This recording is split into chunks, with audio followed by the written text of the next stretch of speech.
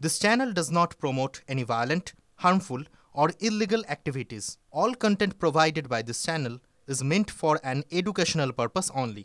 Top quality और consistent performance के लिए सिर्फ सिल्वर पंप नाम याद रखना। Good morning morning super prime टाइमे नजर রাখবো সমস্ত বড় খবরের দিকে। ফার্স্ট ব্রেক এট 9 এর শুরুতেই যে খবর জানাচ্ছি, বাংলাদেশি হয়েও ভারতীয় পরিচয়পত্র তৈরি করে গাড়ি কিনে লিজের ব্যবসা শুরু শান্তা পালের। 2 বছর ধরে বাংলায় নিত্য নতুন ব্যবসার ছক ধৃত বাংলাদেশির। মেডিকেল ভিসায় এদেশে এসে এত নথি সে পেল কোথা থেকে? কে বা কারা সাহায্য করেছিল তাকে? বাংলাদেশি শান্তা পালের আরও জালিয়াতির পর্দাফাঁস। মেডিকেল ভিসায় কলকাতা এসে নিত্য নতুন ব্যবসা শুরু করেন শান্তা।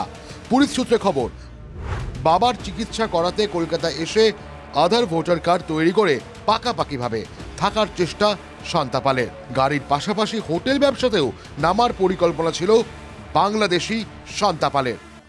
বাংলাদেশি মডেল অভিনেত্রী শান্তা পালের থেকে উদ্ধার ভারতীয় আধার কার্ডে পূর্ব বর্ধমানের বরশুল পঞ্চায়েতের গোপালপুরের ঠিকানার উল্লেখ ছিল। 2020 সালে সেই আধার কার্ড ইস্যু হয়। সেই নথি ব্যবহার করেই গাড়ির ব্যবসা করতে চেয়ে বিভিন্ন জায়গায় নথি জমা করেছিল শান্তা।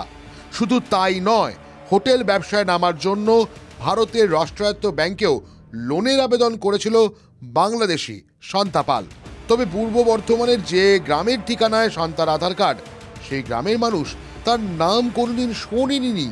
নাম বলতে যতগুলো পাড়া আছে, পাড়ার সব মোটামুটি সবাইকেই কম বেশি চিনি, কিন্তু শান্তা পাল বলে ওখানের পাল টাইটেল বলে কেউ নেই। আমাদের কাছে যে ভোটার লিস্ট আমাদের থাকে, বা আমরা টোটালটাই গোটা গোপালপুর মৌজায় শান্তা পাল বলে কেউ নেই, কেউ থাকেও না। এই নামে কেউ আমাদের এখানে কেউ থাকে না। আমরা ছোটোবেলা থেকেই আছি, নাম শুনিও নি, দেখিও নি। কিন্তু পূর্ব বর্ধমানের ঠিকানায় এত নথি সে পেল কোথা থেকে? কে বা কারা সাহায্য করেছিল তাকে? নিজের কাজের জন্য কি আর কাউকে বাংলাদেশ থেকে বেআইনিভাবে এনেছিলেন এদেশে? যদি তাই হয়, তাহলে তারা এখন কোথায়? তদন্তে লালবাজার, TV9 বাংলা। বাংলার ভোটার তালিকায় নিবিড় সংশোধনের কাজ শুরু হতে পারে যে কোনো দিন। এর মধ্যে উত্তর 24 পরগনার হিঙ্গলগঞ্জে বাংলাদেশের খোঁজ। ভারতীয় মহিলাকে মা সাজিয়ে ভোটার তালিকায় নাম তোলার অভিযোগ রয়েছে। হদিশ মিলেছে বাংলাদেশি পরিচয়পত্রের। সন্দেহভাজনের খোঁজে TV9 বাংলা পৌঁছয় হিঙ্গলগঞ্জের গ্রামে, কিন্তু দেখা মেলেনি। অভিযোগের সত্যতা যাচাই করছে স্থানীয় প্রশাসন। কোথায়? কলকাতায় আছে। হ্যাঁ, কলকাতায়। প্রভাস মণ্ডল কোথায় কোথায় ভোটার লিস্টে নাম আছে ওর? এই আমাদের এখানেই আছে, আর বাংলাদেশে আছে। লোক একটাই, তবে পরিচয়পত্র দুটো। ভারতের ভোটার তালিকাতে আছেন, আবার বাংলাদেশের সাতক্ষীরার পরিচয়পত্রও আছে। সন্দেহের কেন্দ্রে হিঙ্গলগঞ্জের বাঁকড়া গ্রামের প্রভাস মণ্ডল। কাকদ্বীপের নিউটন দাসের মতো বাংলাদেশ থেকে এসে পরিচয় ভাড়িয়ে ভারতের ঘাঁটি গাড়ার অভিযোগ এই ব্যক্তির বিরুদ্ধে। স্থানীয় সূত্রের দাবি, 3 বছর আগে সীমান্ত পেরিয়ে বাংলাদেশি প্রভাস বাণী মণ্ডল নামে এক মহিলাকে মা সাজিয়ে ভোটার তালিকায় নাম তোলার অভিযোগ উঠেছে। TV9 বাংলার হাতে আসা নথিতে দেখা যাচ্ছে ভারতীয় ভোটার তালিকায় প্রভাস মণ্ডলের মা বাণী মণ্ডল, অথচ বাংলাদেশের সাতক্ষীরা জেলার চাকদহের ঠিকানায় ছাপা পরিচয়পত্রে প্রভাসের মা গীতা মণ্ডল, বাবা লক্ষণ মণ্ডল। ছোটবেলা থেকে এই জায়গায় এসেছে, সে ও আসলো, কিন্তু বাবা মা কেরা ছিল, কেরা কি হয়েছে আমি জানি, ওর তো কেউ নেই। কারে বাবা মা সাজিয়ে ও ভোটার কার্ড করলো এখানে? ও আছে হয়তো কেউ আত্মীয় স্বজন। সে যদি এপারে যে আধার কার্ড কিভাবে করবে? নিশ্চয়ই আমাদের এখানে গ্রামের লোক কোনো না কেউ সহযোগিত করেছে। বিডিও অফিসে ওনাকে বলেছিলাম যে এই ভোটারটা অবৈধ আছে, এটা কাটার ব্যবস্থা করো। উনি বলেছিলেন যে না, কাটা অত সোজা না। বাড়িতে গিয়ে প্রভাস মণ্ডলের খোঁজ মেলেনি। স্ত্রীর দাবি, স্বামী কলকাতায় জামা কাপড়ের দোকানে কাজ করেন, কিন্তু স্থানীয়দের দাবি উল্টোটাই। 3 বছর এখানে চলে এসেছে আর কি।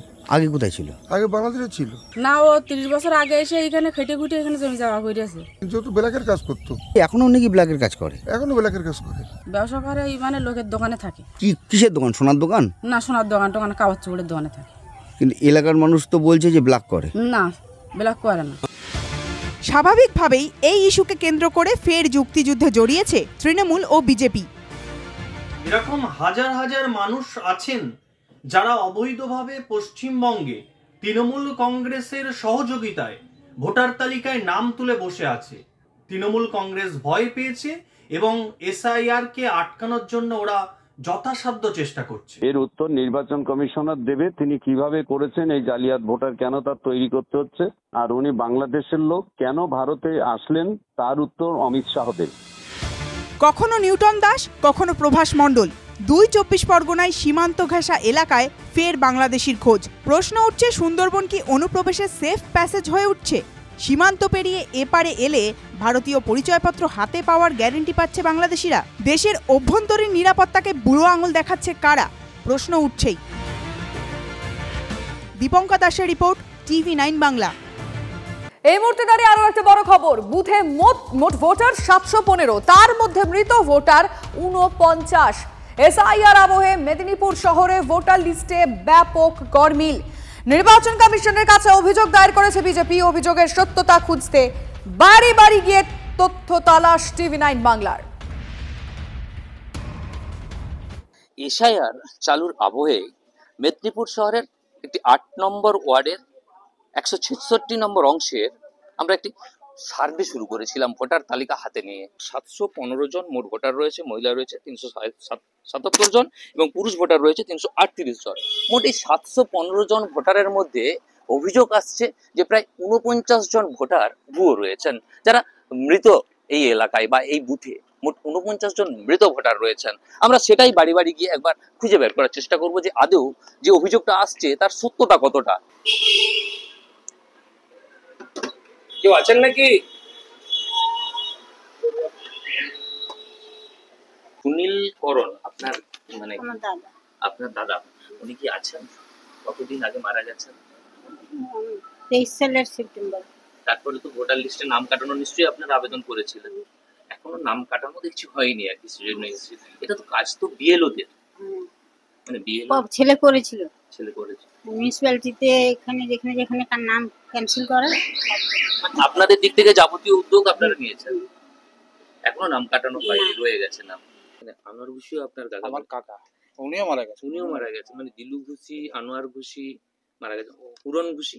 পুরন ঘুষি আমার মা, উনি বেঁচে আছেন। উনি বেঁচে আছেন। তো মানে এই যে দুজনেই মারা গেছেন, কতদিন আগে মারা গেছেন? বাবা ওই তো বললাম দিলু ঘুষি 5 বছর হবে, আর তার বছর 2 আগে কাকা মারা গেছিল। এটা মানে এই যে নাম এখনো কাটা হয়নি কেন, মানে কি বলবেন? মানে বিএলওরা কি না আসলে আমাদেরকে ওটা তো ওরা একটু তো যোগাযোগের উদ্যোগ নিয়ে মানে বলবে, আধিকারিকদের উদ্যোগ নিয়ে। হ্যাঁ, উদ্যোগ নিয়ে বলবে যে আপনারা যারা যারা বেঁচে তাদের বলুন, যারা যারা মারা গেছে তাদের বলুন। তো সেইভাবে যদি আসে তাহলে আমি বলে দেব। আপনারা তো ডেথ সার্টিফিকেট নিয়েছেন নিশ্চয়ই? হ্যাঁ, ডেথ সার্টিফিকেট আছে। রিপোর্টার বাড়ি বাড়ি গিয়ে খোঁজ নিয়েছে, তারপর কি সামনে এলো সেটা আপনারা দেখতেই পেলেন।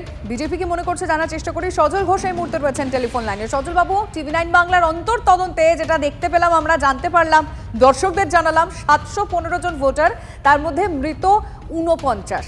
কি বলবেন আপনি? না না, আমার বক্তব্য হচ্ছে 715 জনে 49 জন মৃত। তার মানে এটা হাজারে ধরুন আরো 60-65টা হয়ে যাবে, 60-62টা হয়ে যাবে। আর এটা শুধু আপনি জানেন না, এটা কিন্তু তৃণমূলও জানে। ফেব্রুয়ারি মাসে ইন্ডোর স্টেডিয়ামে দাঁড়িয়ে মমতা ব্যানার্জি বললেন, এই দেখো ভোটার কার্ড, এখানে হরিয়ানার নাম, এখানে অমুকের নাম, এখানে আমার সংখ্যালঘুর ভাইয়ের নাম, আর ওখানে সেই নাম মানে অন্য লোকের নাম। চিৎকার চেঁচামেচি করে উনি কি বললেন? বললেন যাও তোমরা বাড়ি বাড়ি যাও, ভোটার তালিকা সংশোধন করো। আর আমি চললাম এতে নির্বাচন কমিশনে বলে দলের একদল নির্বাচন কমিশন চলে গেল, আরেক দল চলে গেল ভোটার কার্ড বাড়ি বাড়ি চেক করতে। আরে এটা তো তারাও আগেই করেছে, এবং করার পর তারা তো বুঝতে পেরেছে যে কি বুমেরাং হতে চলেছে, তখন তারা এখান থেকে এসে উল্টো দিকে দাঁড়িয়ে পড়েছে।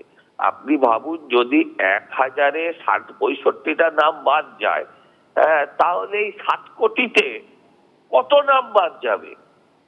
কত নাম 7 কোটিতে বাদ যাবে সেটা শুধু আপনারা ভাবতে থাকুন। আর এর ফলে যেটা হয়ে দাঁড়াবে, এই যে বিভিন্ন জায়গায় ধরুন তপসিয়া, পার্ক সার্কাস, রাজাবাজারে যে 100% ভোট হয়ে যাওয়া, এই যে 100% 95% ভোট হয়ে যাওয়া, এই ভোটটা আর হতে পারবে না। বুঝতে পারছি, আপনার বক্তব্য পরিষ্কার, ধন্যবাদ আপনাকে। বিএলও কি বলেছেন? এইটা আমরা বারবার ধরে বিডিও অফিসে দিই, ডেথ সার্টিফিকেট সুদ্ধান দিয়েছি। এবারে বিডিও অফিস যদি না কাটে সেখানে আমাদের কিছু নয়, আর কাগজ দিয়ে দিচ্ছি, ডেথ সার্টিফিকেট দিয়ে দিয়েছি, এরপরে যদি না কাটে সেটাকে আমার কি ওইগুলো কিছু করার আছে? হ্যাঁ, আমার যা কাজ আমরা প্রতি বছরই জমা দিই এগুলো। হ্যাঁ হ্যাঁ হ্যাঁ, আমার এবারে এসলে আমি কি করব? আমরা তো প্রতি বছর দিই, নাম কিন্তু কাটে না। মেদিনীপুর শহর, যেখানে ভোটার লিস্টে ব্যাপক গরমিল রয়েছে, এই অভিযোগ নির্বাচন কমিশনের কাছে গিয়ে বিজেপি জানিয়েছে। আর তারপরেই আমাদের প্রতিনিধি বাড়ি বাড়ি যায়, গিয়ে তথ্য তালাশ করে। TV9 বাংলার অন্তর্তদন্ত থেকে উঠে আসে, আপনাদেরকে তোমরা দেখালাম। কিন্তু অবশ্যই যে বাড়ি বাড়ি গেছেন যে এলাকায়, এসডিও কি বলেছেন শুনবো।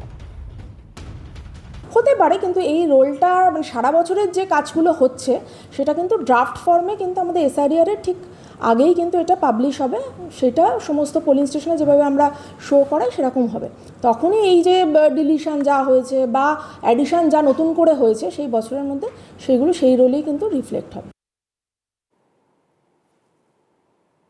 আমরা আরো একবার আপনাদের দেখাবো আমাদের প্রতিনিধি যখন বাড়ি বাড়ি ঘুরলেন ঠিক কি তথ্য সামনে এলো, দেখুন আরো একবার।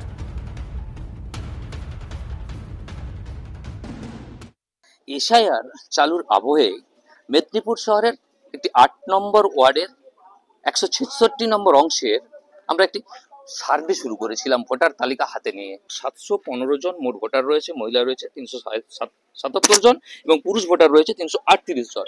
মোট এই 715 জন ভোটারের মধ্যে অভিযোগ আসছে যে প্রায় 49 জন ভোটার ভুয়ো রয়েছেন, যারা মৃত এই এলাকায় বা এই বুথে মোট 49 জন মৃত ভোটার রয়েছেন। আমরা সেটাই বাড়ি বাড়ি গিয়ে একবার খুঁজে বের করার চেষ্টা করব যে আদৌ যে অভিযোগটা আসছে তার সত্যতা কতটা। কেউ আছেন নাকি? সুনীল করণ আপনার মানে আপনার দাদা, উনি কি আছেন? কতদিন আগে মারা গেছেন? 23 সালের সেপ্টেম্বর। তারপরে তো ভোটার লিস্টে নাম কাটানো নিশ্চয়ই আপনার আবেদন করেছিলেন, এখনো নাম কাটানো দেখছি হয়নি আর কি। এটা তো কাজ তো বিএলওদের, মানে বিএলও ছেলে করেছিল, ছেলে করেছে মিউনিসিপ্যালিটিতে এখানে যেখানে যেখানে তার নাম ক্যান্সেল করে। আপনাদের দিক থেকে যাবতীয় উদ্যোগ আপনারা নিয়েছেন, এখনো নাম কাটানো হয়নি, রয়ে গেছে নাম।